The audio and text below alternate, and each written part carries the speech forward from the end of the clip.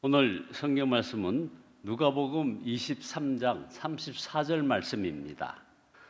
누가복음 23장 34절 말씀 우리 함께 합독하십니다. 누가복음 23장 34절 말씀. 이에 예수께서 이르시되 아버지 저들을 사하여 주옵소서, 자기들이 하는 것을 알지 못함이니이다 하시더라. 그들이 그의 옷을 나누어 제비 뽑을세. 함께 인사 나누시겠습니다. 사랑합니다. 사랑합니다. 오직 사랑만 하며 사시는 여러분 되시기를 예수 그리스도의 이름으로 축원드립니다. 우리는 지금 고난주간 특별 새벽 기도회를 지내고 있습니다. 오늘부터 특별히 십자가에서 우리 예수님께서 하신 가상 7원 말씀을 중심으로 은혜를 나누고자 합니다. 가상 7원은 예수님께서 십자가에서 못 박혀 죽으실 때에 남기신 7마디 말씀을 뜻합니다. 이번 고난주간 중에 여기에 참여하셔서 십자가의 충만한 은혜를 누리시기를 예수 그리스도의 이름으로 축원드립니다. 우리는 본성적으로 우리 편과 남의 편, 우리와 그들을 나누려는 성향이 있습니다. 그런데 여호수아도 마찬가지였습니다. 여호수아 5장에 보면 여호수아가 여리고에 가까이 갔을 때 어떤 사람이 칼을 빼들고 그들을 가로막습니다. 그때 여호수아가 묻습니다. 너는 우리 편이냐 우리의 원수 편이냐? 전쟁 중이니 당연히 아군과 적군을 식별해야 합니다. 그런데 상대방의 대답을 여러분 혹시 기억하십니까? 그의 대답은 둘 다 아니다. 여호수아 5장 14절에 그가 대답하기를 아니다. 나는 주님의 군사령관으로 여기에 왔노라. 주님의 군사령관이면 우리 편 아닙니까? 그런데 왜 어느 편도 아니라고 했을까요? 너의 편이냐 적의 편이냐는 그런 차원을 넘어서는 그런 존재라는 것입니다. 주님은 온 땅의 주님이시지 소수의 편에 한정된 분이 아니라는 의미입니다. 물론 우리는 진리의 전쟁 그리고 영적 전쟁을 치러야 합니다. 그러나 우리의 싸움은 혈과 육에 대한 것이 아니기에 사람을 적으로 삼아서는 안 되는 것입니다. 미움과 증오가 우리의 내면을 파멸시키도록 놔두어서는 안 된다는 것입니다. 그러나 바로 예수를 죽이라고 외쳤던 군중들이 사로잡혀 있었던 것이 적대감이었습니다. 그렇게 얼마든지 우리도 그들처럼 적대감과 분노에 사로잡혀 누군가를 미워하는 자가 될 수 있습니다. 그렇다면 도대체 왜 우리는 이토록 서로를 용납하지 못하고 미움의 늪에서 헤어나오지 못하는 것일까요? 가장 큰 이유는 우리 안에 뿌리 깊은 자기의 때문입니다. 자기의. 우리는 본능적으로 나는 옳고 상대는 틀렸다고 믿고 싶어 합니다. 내 편의 논리는 합리적이고 정의롭게 포장되지만 상대편의 주장은 비논리적이고 불합리하며 불의하며 심지어 악의적으로 해석하려는 경향이 있습니다. 이런 확신은 마치 견고한 성벽 같아서 상대방을 이해하려는 노력이나 열린 대화를 원천적으로 차단해 버립니다. 마태복음 7장에서 우리 예수님이 지적하신 것처럼 우리는 상대방의 눈에 있는 티끌은 쉽게 보면서도 정작 내 눈 속에 있는 들보는 깨닫지 못하는 경우가 얼마나 많은지요. 그렇다 보니 내가 정의롭다고 믿는 한 틀린 상대를 용서하는 것은 이것은 마치 불의와 야합하는 것이요 타협하는 것처럼 느껴지고 나의 신념을 배신하는 행위처럼 느껴질 때가 있는 것입니다. 이런 상황에서 용서는 나약하고 지나치게 이상주의적이고 낭만적으로 느껴지는 경우가 있습니다. 용서하라는 권면은 마치 불의를 눈감아주고 악과 타협하라는 그런 요구처럼 들리기 때문입니다. 이처럼 자기의 용서에 대한 오해로 인해서 사회는 서로를 향해 나를 세우고 점점 더 깊은 수렁으로 빠져들어가는 겁니다. 이 답답한 현실 앞에서 우리는 어디에서 빛을 찾고 길을 발견할 수 있을까요? 바로 이 시점, 우리의 분노와 좌절, 갈등의 깊은 피로감 한가운데로 예수님의 십자가가 다가옵니다. 그리고 그 위에서 터져나온 도저히 인간의 이성으로는 헤아릴 수 없는 십자가의 말씀, 가상칠언의 첫 번째 외침이 우리의 귀에 울려 퍼집니다. 누가복음 23장 34절에 그때 예수께서 말씀하시기를 아버지 저 사람들을 용서하여 주시옵소서. 저 사람들은 자기네가 무슨 일을 하는지를 알지 못하나이다. 십자가 처형이 있던 그날 그 후대는 예수님을 죽이라고 외치는 이들과 실제로 예수님의 사형을 집행하는 이들이 있었습니다. 망치 소리가 귓가에 울리고 살을 파고드는 못의 고통이 온몸을 퍼져나가며 사람들의 침뱉음과 조롱이 난무하는 바로 그 순간입니다. 자, 로마 병사들은 권력의 이름으로 폭력을 행사하고 종교 지도자들은 기득권을 지키기 위해 거짓을 꾸며댔습니다. 군중들은 그런 선동과 무지에 휩쓸려 정의의 이름으로 예수를 죽이라 외쳐댑니다. 인간이 보여줄 수 있는 온갖 종류의 죄악, 즉 배신, 탐욕, 비겁함, 폭력, 증오, 무지, 이 모든 것이 총체적으로 드러난 현장이 바로 십자가입니다. 그 죄악의 어둠 가장 깊은 순간 예수님은 응징이나 원한이 아닌 용서의 빛을 비추십니다. 아버지, 저 사람들을 용서하여 주시옵소서. 이 말씀에서 저 사람들은 표면적으로는 십자가를 외치고 못을 박던 이들을 가리키지만 그 깊은 의미는 시대를 초월합니다. 저 사람들은 바로 우리 자신, 인간의 어두운 본성을 지닌 모든 일을 포함합니다. 저 사람들은 우리의 내면에 차지한 그 불완전함, 배신과 탐욕, 두려움과 미움, 그리고 무지의 모습을 담고 있습니다.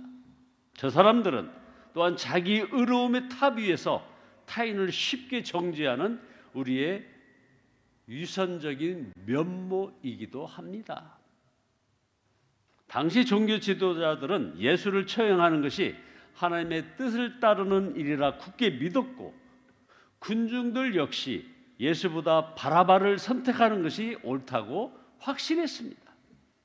마치 우리가 때로 잘못된 확신 속에 진리를 외면하듯이 말입니다. 우리는 예수님을 십자가에 못 박는 자들과 다르지 않습니다. 의인은 없고 하나도 없습니다. 로마서 3장 9절에서 우리가 유대 사람이 이방 사람보다 낫습니까? 전혀 그렇지 않습니다. 유대 사람이나 그리스 사람이나 다 같이 죄 아래 있음을 우리가 지적하지 않겠습니다. 성경에 기록된 대로 의인은 없나니 하나도 없도다.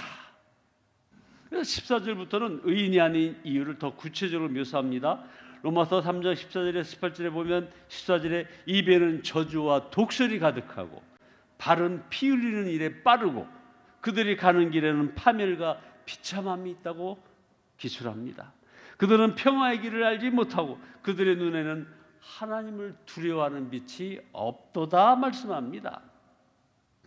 여러분, 이 말씀을 바탕으로 지난 수개월간 우리의 입술을 돌아보면 예수님이 말씀하신 저 사람들은 다름 아닌 우리들입니다. 저 사람들과 우리는 다를 바가 하나도 없습니다. 끔찍한 죄인이면서 무서울 정도로 옳고 그름의 확신에 찬 의인이기 때문입니다. 자신들은 지금의 확신이 지금 하나님의 아들이자 하나님의 본체이신 그분을 죽인다고 전혀 생각하지 못했습니다.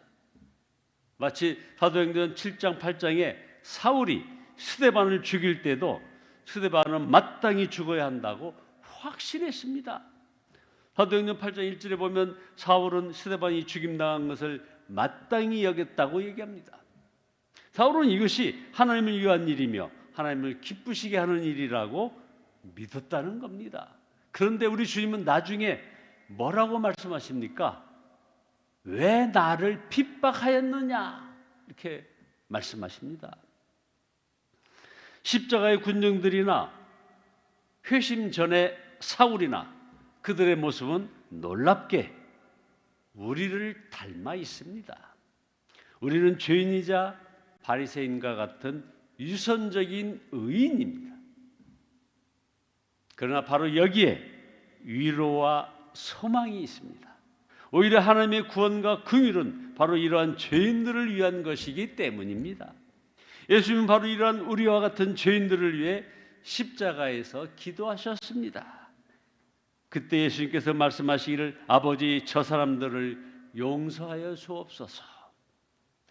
예수님이 기도하신 저 사람들은 죄 없는 의인, 완벽한 사람이 아니었습니다.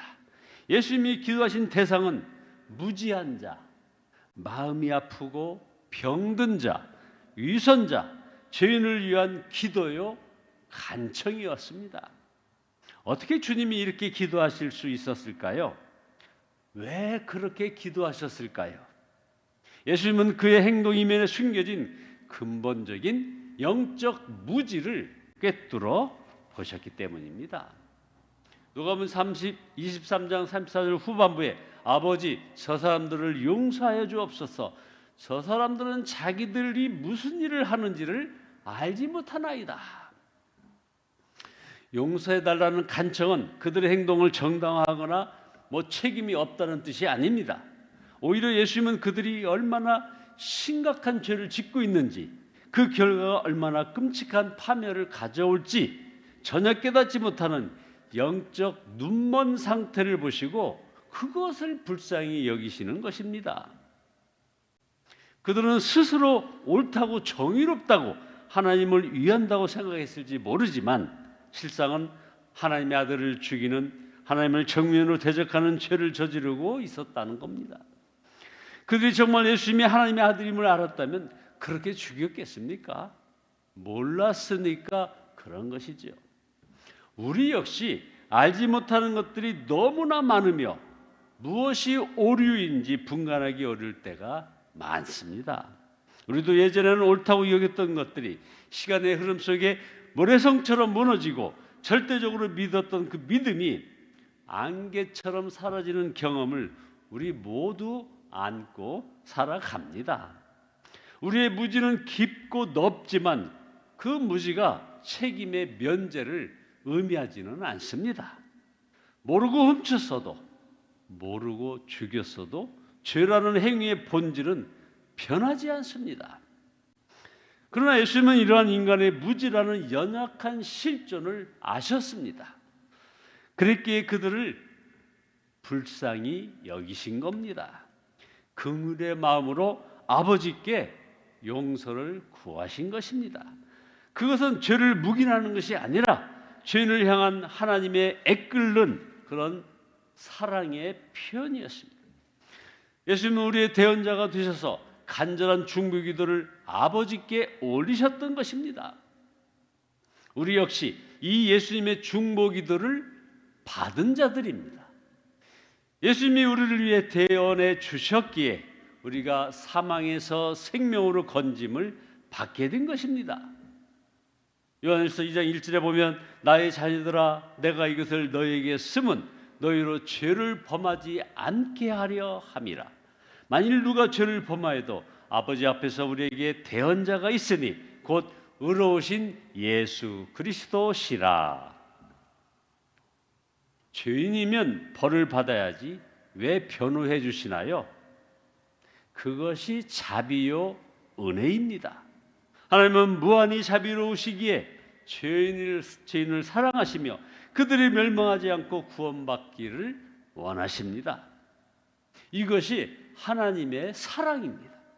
그렇다면 우리의 죄는 어떻게 해야 하나요? 그냥 무죄라고 할 수 있나요? 그렇다면 불의한 판사죠. 하나님은 절대적으로 거룩하시기에 죄를 용납하실 수 없으며 죄에 대해서는 반드시 심판하셔야 했습니다. 이것이 하나님의 공의입니다. 하나님의 사랑과 하나님의 공의는 인간의 관점으로는 절대 양립할 수 없어 보입니다. 죄인을 심판하면 사랑이 아니고 죄인을 용서하면 공의가 아니기 때문입니다. 바로 이 딜레마를 해결하기 위한 하나님의 지혜가 바로 십자가입니다. 십자가는 하나님의 공의와 사랑이라는 두 가지 거룩한 속성이 마침내 하나로 통합되는 신비로운 자리입니다. 하나님은 독생자 예수 그리스도를 이 땅에 보내셨고 십자가 위에서 우리의 모든 죄, 배신, 탐욕, 비겁함, 폭력, 증오의 죗값을 전부 그에게 담당시키셨습니다. 예수님은 죄 없으신 분이지만 우리를 살리기 위해, 우리의 죗값을 대신 치르기 위해 하나님의 어린 양으로서 하나님의 모든 진노와 심판을 남김없이 받아내셨습니다.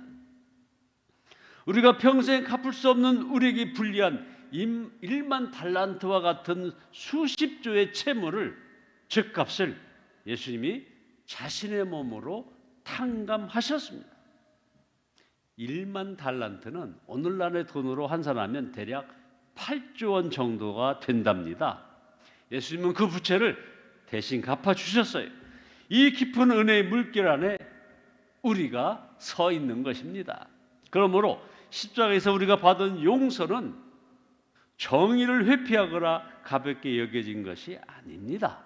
그것은 창조주의 아들의 생명이라는 우주에서 가장 고귀한 값을 치르고 우리에게 건네진 경이로운 선물입니다. 이것이 십자가의 대속이 품고 있는 신비입니다. 예수님은 자신을 헤아리는 이들을 미운 자나 적으로 규정하지 않으시고 그들을 향하여 적대감을 품지 않으십니다. 그들 역시 하나님의 품에서 흩어진 자녀임을 아셨기에 심장이 속으로 나오는 간절함으로 기도하십니다. 아버지, 저들을 용서하여 주옵소서. 그리고 저에게 죗값을 물으소서. 십자가의 깊은 신비를 진정으로 마주한다면 우리는 더 이상 우리와 그들, 사랑받는 자와 미움받는 자라는 인위적인 경계선을 그을 수가 없습니다. 그 경계는 십자가 앞에 녹아내려 버리기 때문입니다. 지금 여러분들이 미워하고 증오하는 자들이 있나요? 주님은 그들도 나의 피조물이요 그들도 사랑하신다고 말씀하십니다. 미움의 사슬을 끊고 이 자유와 화해를 향해서 나가야 하는 것입니다. 십자가가 믿어지지 않으면 용서가 어렵습니다. 이건 거의 불가능합니다.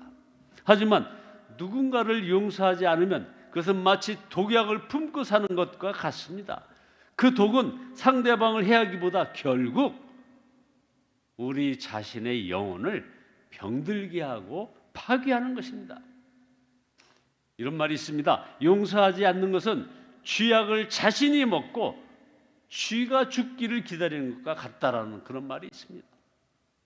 그러나 이 십자가의 용서를 내가 먼저 받은 자임을 진정 믿어질 때, 그리하여 이 놀라운 복음의 빛이 우리의 어두운 마음에 비칠 때 우리도 미워했던 자를 위해 용서할 마음이 일어나는 겁니다. 용서는 우리를 올가매고 있던 미움과 분노의 감옥에서 우리를 해방시켜 줍니다. 주님의 우리를 향한 용서의 자비는 우리도 미운 자를 위해 기도할 용기를 품게 하는 겁니다. 십자가는 우리로 하여금 다른 사람을 향한 미움의 그 쇠사슬을 끊어낼 그런 힘을 주는 겁니다. 그러므로 십자가의 용서는 과거의 상처가 나를 더 이상 지배하지 못하도록 선언하는 그런 행위입니다.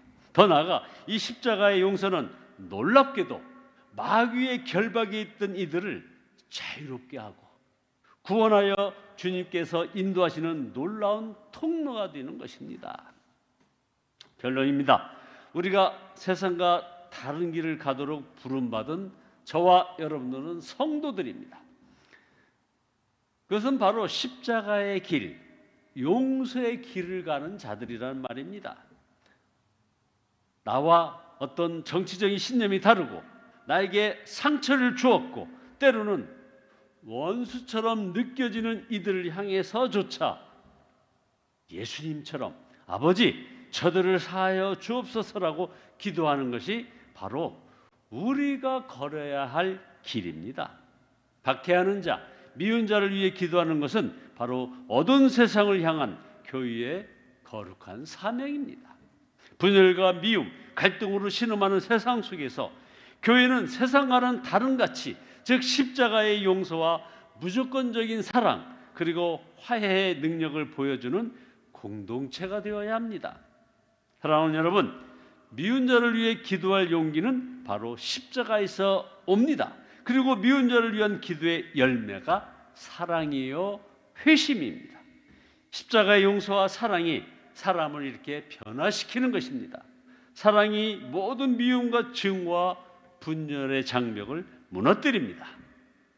사랑하는 여러분, 갈라지고 분열된 가정과 교회와 나라를 위해 우리 그리스도인들은 십자가의 용서와 사랑의 사람이 되어서 이 땅의 모든 미움과 증오와 분열의 장벽을 무너뜨리는 거룩한 용사가 다 되시기를 예수 그리스도의 이름으로 축원드립니다. 기도하시겠습니다. 전당하신 주님, 십자가 위에서 우리 모두를 위해 아버지 저들을 사하여 주옵소서 간절히 기도하셨던 예수님의 마음이 우리에게 없었음을 고백합니다. 주님 용서하여 주시옵소서. 그리고 그 주님이 십자가 위에서 모두를 위해 저들을 사하여 주옵소서 간절히 기도하셨던 그 예수님의 마음을 우리에게도 부어 주셔서 우리 안에 있는 미움과 분노를 주님의 그 보혈로 씻어주시고 저희가 먼저 받은 그 헤아릴 수 없는 용서와 은혜를 날마다 기억하며 누리게 인도하여 주시옵소서. 십자가 사랑에 힘입어 서로 용서하고 용서받음으로써 미움이 사랑으로, 갈등이 평화로 변화되는 그런 가정과 교회와 이 나라 되어지게 인도하여 주시옵소서. 그래서 이 대한민국과 열방에 하나님의 놀라운 치유와 회복 그리고 평화가 임하게 되는 그런 날이 오게 주여 인도하여 주옵소서. 예수 그리스도의 이름으로 기도드리옵나이다. 아멘.